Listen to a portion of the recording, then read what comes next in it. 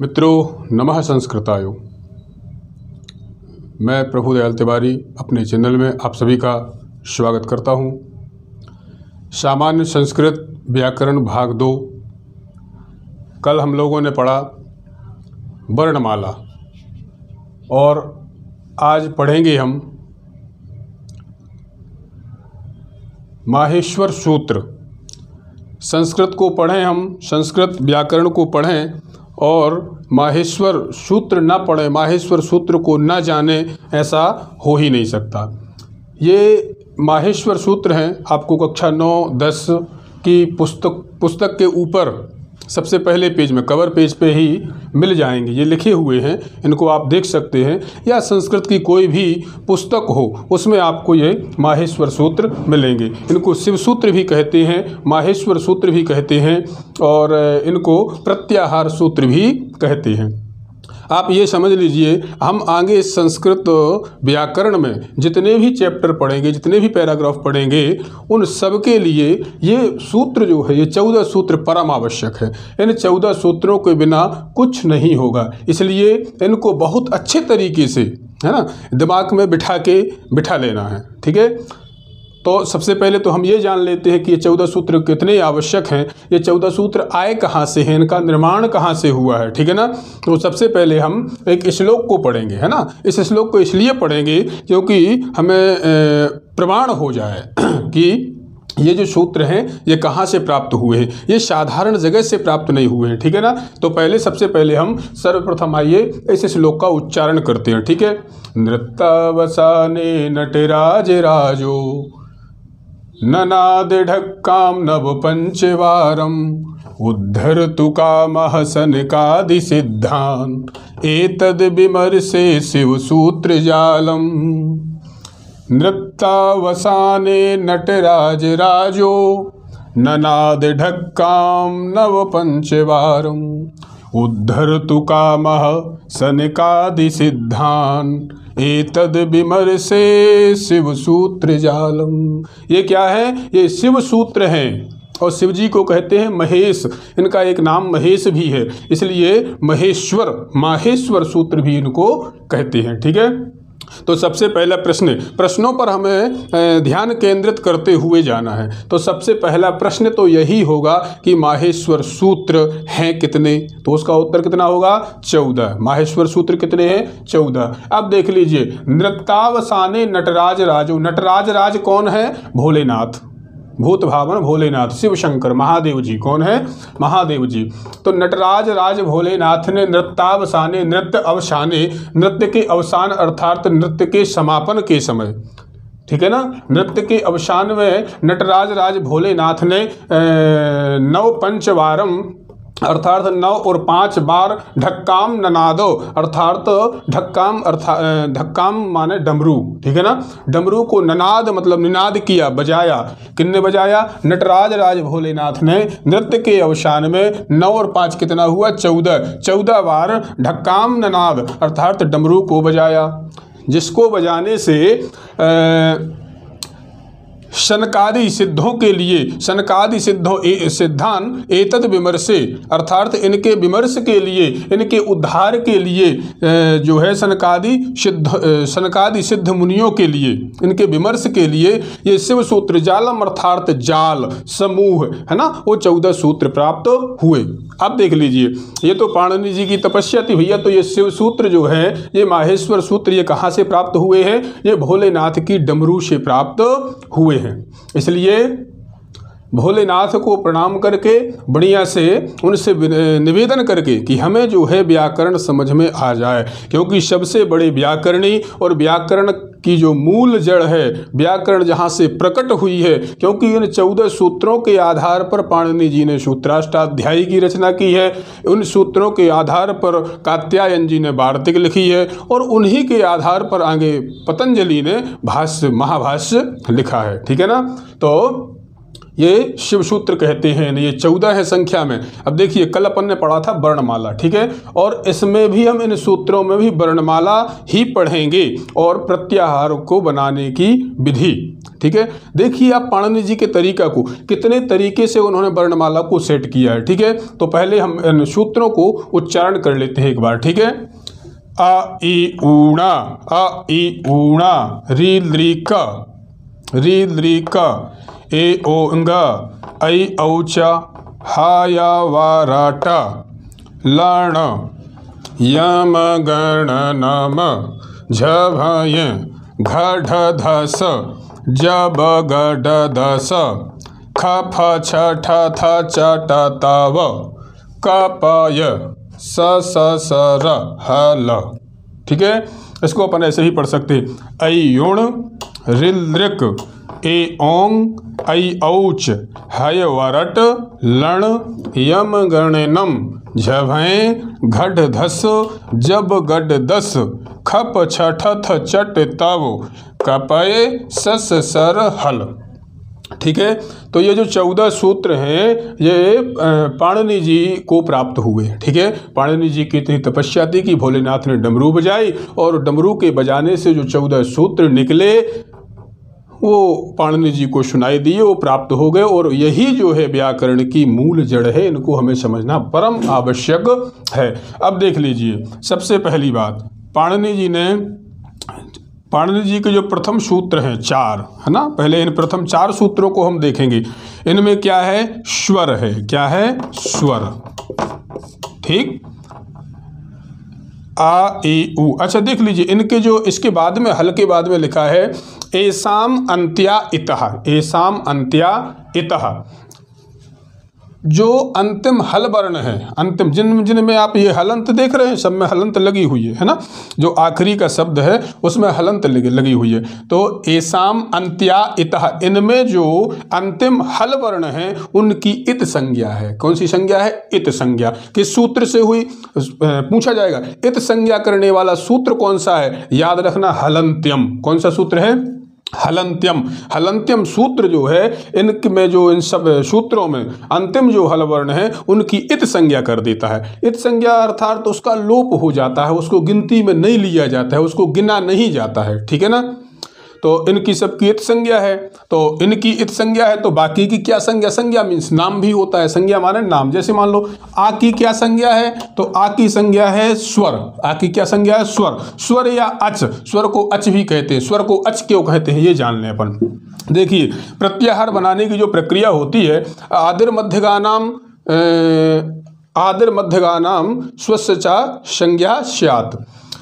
आदि से लेके अंतिम वर्ण के बीच में जो वर्ण आते हैं वो उस प्रकार से उन्हें प्रत्याहार बनाया जाता है। देख लीजिए, जैसे अयोण का अपन ने आ लिया और ये अयोज का चा। ठीक है, तो क्या बना? अच। क्या बना? अच। एक प्रत्याहार बना अच। और ये अच जो है, इसके मध्य में जितने ही वर्ण आए वो स्वर हैं, वो अच हैं, इसलिए स्वरों को अच भी कहते हैं। क्यों?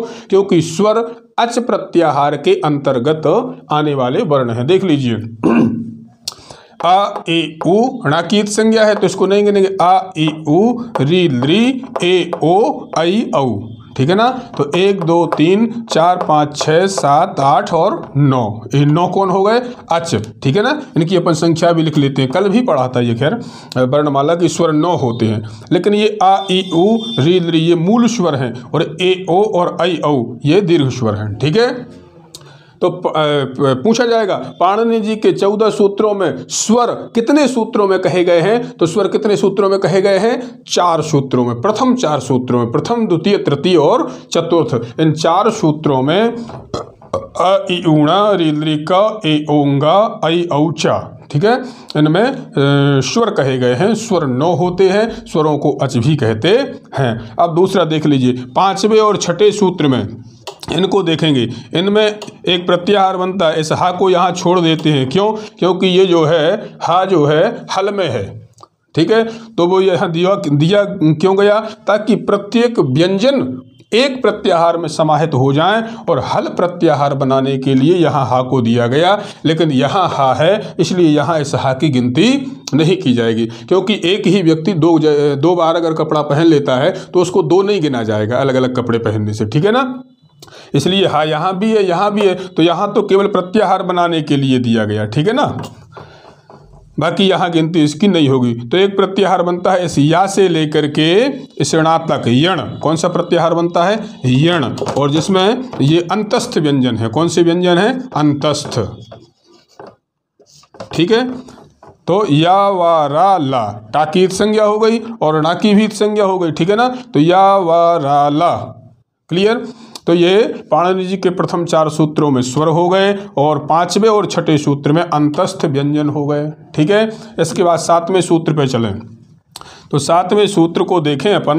यम गण नम, यम गण नम, 1 2 3 4 5। ठीक है। माँ की ईद संज्ञा हो गई। ये जो है ये पंचमाक्षर हैं। कौन से अक्षर हैं? पंचमाक्षर, अपने ही वर्ण के। अब इया को आप देख लीजिए तो चा छा जा झा इया, चा वर्ग का 5वां है। इसको देख लीजिए, प वर्ग का 5वां पा फा बा भा मा, है ना। इंगा का खा गा घा इंगा, क वर्ग का णा टा ठा डा ढा णा, ट वर्ग का 5वां ना, त वर्ग का 5वां ता था दा धा ना। तो पाणिनि जी के क्रम देखना आप, कितना व्यवस्थित तरीके से पाणिनि जी इसको जमाए हैं। ये 7वें सूत्र में वर्णों के 5वें अक्षर हैं। ठीक है ना। उसके बाद देख लीजिए, झ भ य घ ढ ध स, इसको हल कर दीजिए। ठीक है। हलंत है ये, झ व य घ ढ ध स। ठीक है। तो 8वें और 9वें सूत्र में ये चतुर्थाक्षर हैं। कौन से अक्षर हैं? चतुर्थ। ठीक है ना। कैसे? ये च वर्ग का चौथा है चा छा जा झा, और ये प वर्ग का पा फा बा भा, और ये ता था दा धा, त वर्ग का, और टा ठा डा ढा, ट वर्ग का, और ता था दा धा, ये त वर्ग का। ठीक है ना। तो ये 8वें और 9वें सूत्र में चतुर्थाक्षर हैं अपने वर्णों के। ठीक है ना। इसके बाद में इसको देखें, ज ब ग ड द स। तो ज व ग ड द सा की ईद संज्ञा हो गई। तो इस सूत्र में कौन से अक्षर हैं? तृतीय। कौन से हैं? तृतीय। ठीक है ना। और इसके देखिए, जा च वर्ग का 3रा है चा छा जा, और ये प वर्ग पा फा बा 3रा, का खा गा 3रा, टा ठा डा 3रा, ता था दा 3रा। ठीक है ना। तो पाणिनि जी के माहेश्वर सूत्रों में 14 सूत्रों में 10वें सूत्र में वर्गों के तृतीय अक्षर हैं। इसके बाद में देखिए 11वां सूत्र देखिए, खा फा छा ठा था, यहीं तक देखिए खाली। इसको आधा सूत्र देखना है। 11वां जो सूत्र है, तो खा अपने क वर्ग का 2रा है का खा, प वर्ग का 2रा पा फा, च वर्ग का 2रा चा छा, और ट वर्ग का 2रा टा ठा, और त वर्ग का 2रा ता था। ठीक है ना। तो देखना, ये 5वें, ये चौथे, ये तीसरे, ये दूसरे हैं किनके? चा टा ता वा का पा य, इन वर्गों के। कौन से? च वर्ग, ट वर्ग, त वर्ग, वाकी ईद संज्ञा है, और क वर्ग और प वर्ग। ठीक है ना।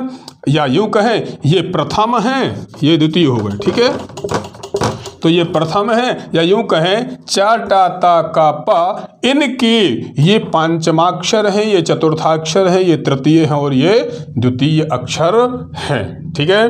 अब अंत में देखें अपन 13वां और 14वां सूत्र जो है सल प्रत्याहार बनता है। कल बताया था सल ऊष्माणः, सल प्रत्याहार बनता है।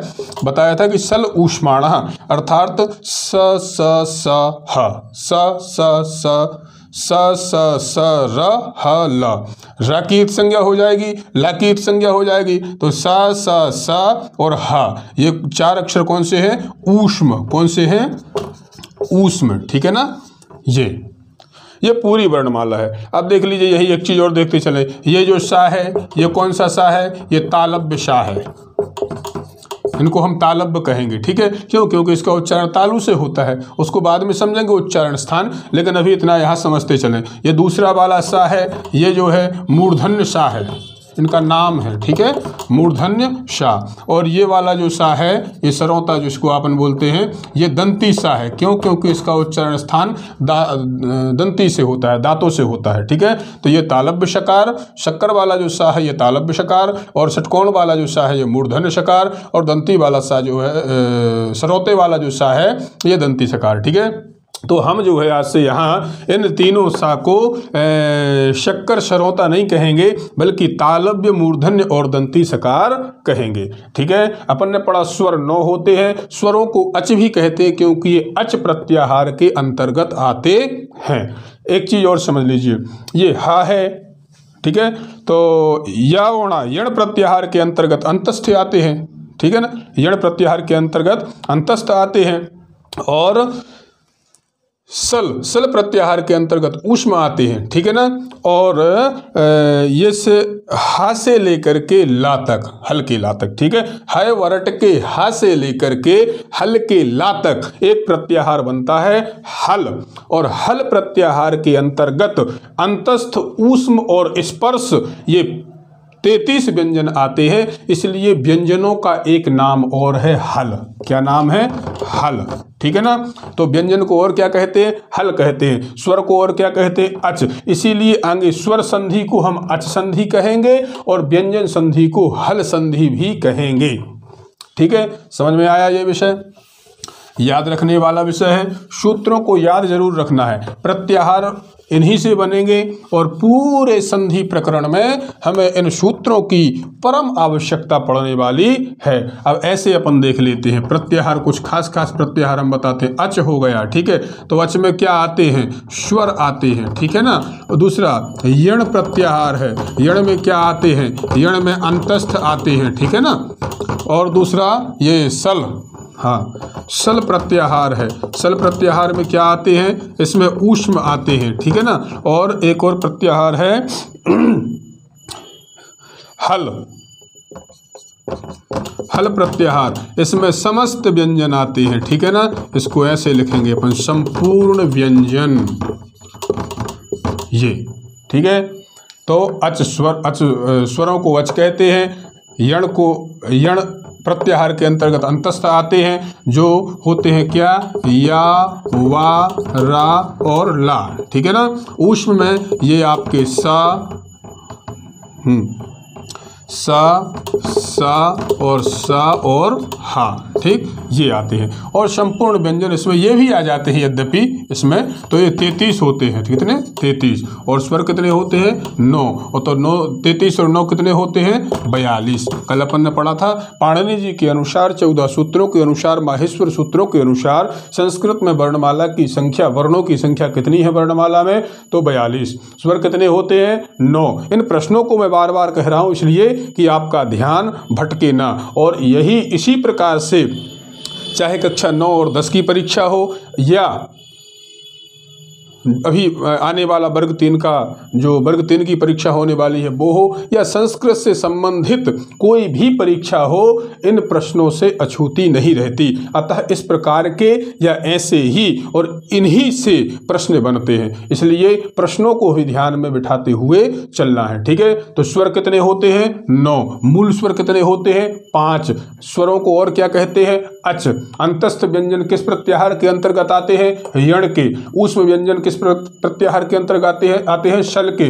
संपूर्ण व्यंजन किस प्रत्याहार के अंतर्गत आते हैं? हल के। एक और प्रत्याहार होता है अयुण के आ से लेकर के हल के ला तक अल प्रत्याहार होता है, जिसमें संपूर्ण वर्णमाला आ जाती है, 42 अक्षर आ जाते हैं। ठीक है मित्रों, सभी लोग पढ़ें और ध्यानपूर्वक इन वीडियोस को पढ़ें। और ये संस्कृत का भाग 2 रहा, जो आप लोग ध्यानपूर्वक पढ़ें और चैनल को सब्सक्राइब करें, वीडियो को लाइक करें, ताकि आपको प्रत्येक वीडियो प्राप्त होता रहे और आपका अध्ययन सतत चलता रहे। मैं भी कोशिश करूंगा कि प्रतिदिन आपको एक वीडियो के माध्यम से अध्ययन करा सकूं। धन्यवाद। जयतु संस्कृतम, जयतु भारतम।